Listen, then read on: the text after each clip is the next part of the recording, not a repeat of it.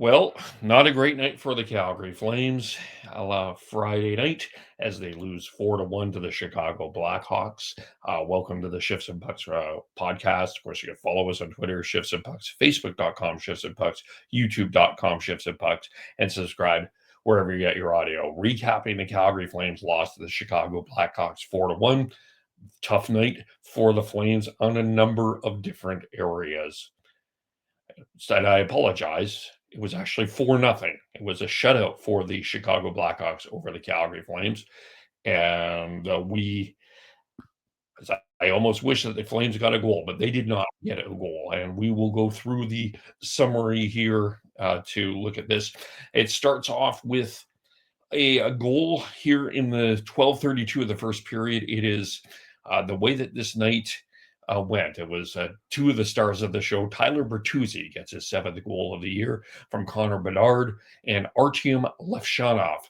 The two who got involved. Of course, there was a review of this play because it appeared that Bertuzzi had a kicking motion towards a goal, but it did kind of go off Bertuzzi's stick.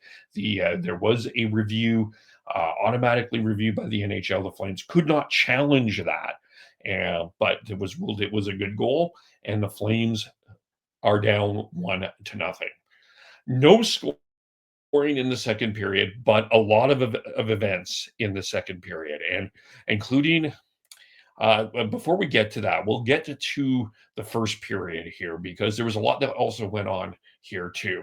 Joel Farabee hit Frankie Nazar in the first period, and Nazar left the game for an injury. There was a fight between Colton Dach and Joel Farabee.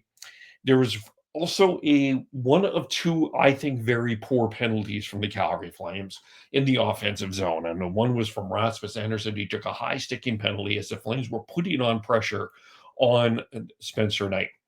And then, but the period ends 1-0. There's a late penalty for Teuvo Teravainen for the Blackhawks as well, but the Flames are down 1-0. We start the second period with a fight. Mackenzie Weegar and Alex Vlasic get into a 5-minute fight. Then, shortly after that, not about a minute 7 later, Joel Hanley and Nick Foligno get into a fight. This is because Nick Foligno hits Zane Parekh. Parekh leaves the game and appears to have a shoulder injury, and according to Ryan Huska, will be out for a bit of time. He's going to miss a bit of time. Now, Foligno didn't only hit Parekh; he did hit Connor Zary in the game as well, and so Hanley tried to stand up for his teammate. I give him credit for it. But it almost turned out to be one of the key turning points of the game. In terms of a fight, Foligno kind of took, I would say Foligno won that fight quite decisively over Joel Hanley. So at one point in this here, you lose Zane Parekh, and then the Flames also have Mackenzie Weegar and Joel Hanley in the penalty box. So they have three defensemen left, which means Joel Farabee had to jump in place of defense. So they had Weegar, Kuznetsov, Anderson, Farabee. And then late in the second, there is an opportunity. The Blackhawks get an opportunity, and Dustin Wolf's made a pretty big save to keep the Flames at a 1-0 deficit after the first period. But unfortunately, in the third period, the game got away from the Flames. And it started early as Connor Bedard and Tyler Bertuzzi got at it again. 2-on-1, Bedard to Bertuzzi. It's 2-0. Bertuzzi gets his 8th of the year from Bedard and Burakovsky. And then Connor Bedard would set up Andre Burakovsky at 7:56, his 6th, making it 3-0. The Flames were trying to get some opportunities here. And then one particular opportunity was in the third. It's the line of Backlund, Coleman, and Honzik. And Honzik sets up Coleman, who throws it in front of the net to Michael Backlund. Spencer Knight, it's not there. It is a wide open net. He misses it. And then Coleman takes a tripping penalty shortly after that. And that pretty much, if the nail wasn't in the coffin, the nail was just banged into the coffin there. It was, it's a penalty I think that you should expect better from a Blake Coleman. I think it's a frustration penalty. because they had an opportunity and they felt like they had a number of opportunities. We'll get to the shots in a moment here. But Coleman was clearly frustrated. He took a tripping penalty, and that kind of salted the game. Connor Bedard did score late, his 8th goal unassisted. The game ends up 4-0 for the Blackhawks. Shots on goal. Flames do outshoot the Blackhawks 33-27. They out-hit and out-faced off the Blackhawks as well. 29-18 on the hit column, 38-25 on the face-off column. But the Blackhawks get a power play goal. That makes them 1 for 3. The Flames were 0 for 3 in the power play and didn't think they were in any way, shape, or form effective on it. Penalty minutes were even 21 apiece. Blackhawks had more giveaways, 17-15. The Blackhawks had more takeaways as well, 10-5, and block shots, 13-10, favoring the Flames. In terms of the Flames and the ice time, and a couple of other things to talk about here. Let's start with the good, because it always feels good to start with the good. Matt Coronado on the forward side had 11 shots on goal. He had 19 minutes. He led the team by far with shots on goal. There's a lot of volume, so I think it's good that Coronado is shooting the puck, and I do think that him and Morgan Frost is starting to develop a little bit of chemistry, and that's a good thing. Megan Mickelson mentioned this in the post-game show. I think that the conversation about maybe getting some traffic in front of Coronado's shot would help. I don't know if that's on Coronado or the team itself or both, maybe, but something that I think you can look at. That Joel Farabee put in a yeoman's effort. I mean, playing some offense, playing some defense. Morgan Frost had an okay night. Other than that, I don't think there was really a forward that I could come away saying that I was extremely impressed with. I thought Adam Klapka had his moments. His stat line, it shows he had 5 hits. He was trying to do a number of things. But Kadri comes away with 3 shots. Huberdeau, 4 shots. Thought Igor Sharangovich was particularly quiet. I thought Connor Zary particularly struggled in this game as well. And Morgan Frost had a poor play, I think it was on the 3rd goal as well. So the forwards, I think the guy that really shone was Matt Coronado and a little bit of Joel Farabee. But other than that, I don't know if I could come away with anything on the forward side. There's a guy I am going to tell you that I am disappointed with. I know he played 7 minutes and 20 seconds. I know he had 4 hits. But in a game where Nick Foligno is punching Joel Hanley in the face, and it's a very testy game because the Blackhawks are mad at Farabee's hit of Nazar, and you're mad at Foligno's hit of Parekh, or maybe you should be. I think that we needed a little bit more from Ryan Longberg to make some sort of statement tonight. And I thought that this was why Ryan Longberg was put into this. And I had to defend Ryan Longberg a couple of nights ago with the Vegas one, where he saying that he should be doing something if he was on the ice. The difference between that Vegas game is that was later in the 3rd period when Colton Sissons hit Zane Parekh. This was early in the 2nd period when Nick Foligno hit Zane Parekh. I think there was a number of opportunities Ryan Longberg to make some sort of physical statement in this game, and I thought he was far too quiet tonight. So that is, from my part, a little bit concerning for me. And I think that Ryan Longberg has faced a lot of criticism because of some of the lineup choices and who's been in and who's been out. And I think there's a lot of people kind of wondering why Ryan Longberg is playing. I got to tell you, this was a game that I was really disappointed in Ryan Longberg.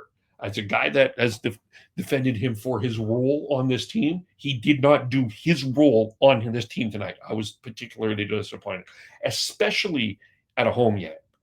You cannot have someone punch another guy in the face that repeatedly. That really took the balloon out of the Flames lineup, and they never really got back into this game.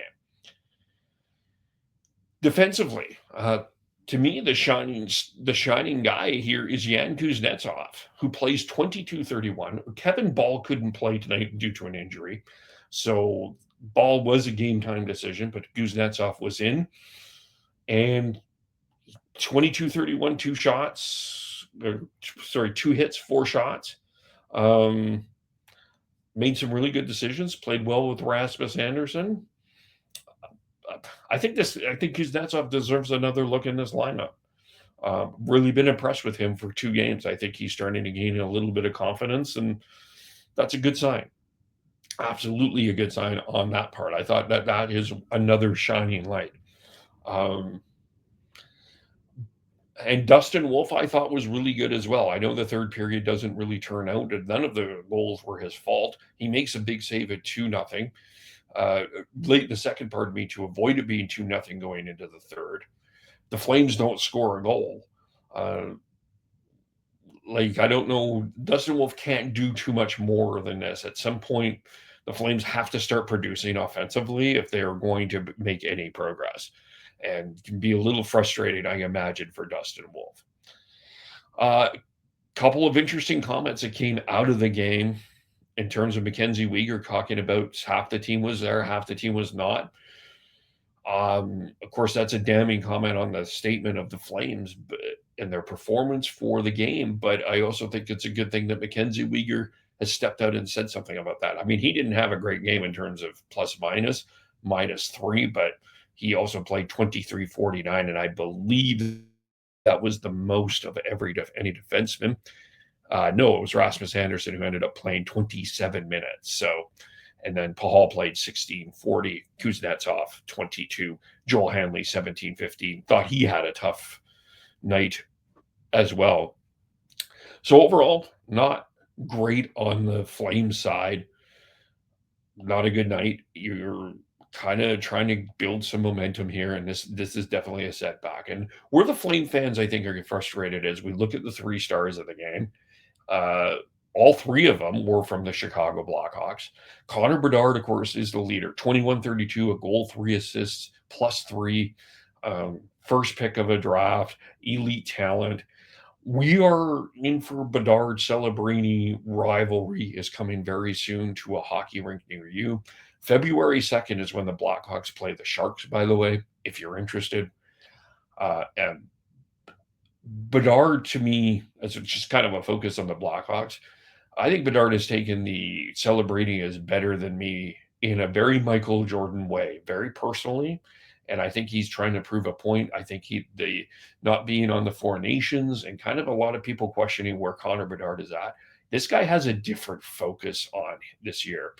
Um, and again, he's a teenager. You threw him in a situation where he probably got overwhelmed. Big city, spotlight. I mean, he was used to the spotlight already, but this is a bigger spotlight, and the expectations were on him were astronomical. And he's starting to see that as you see the at the top of the scoring board, Connor Bedard and Macklin Celebrini. So great night for Connor Bedard, and, and the Flame fans that are into the tank fans. Certainly had their finger just reminding you where Connor Bedard was picked. Get it. Spencer Knight was the second star. He made all 33 saves.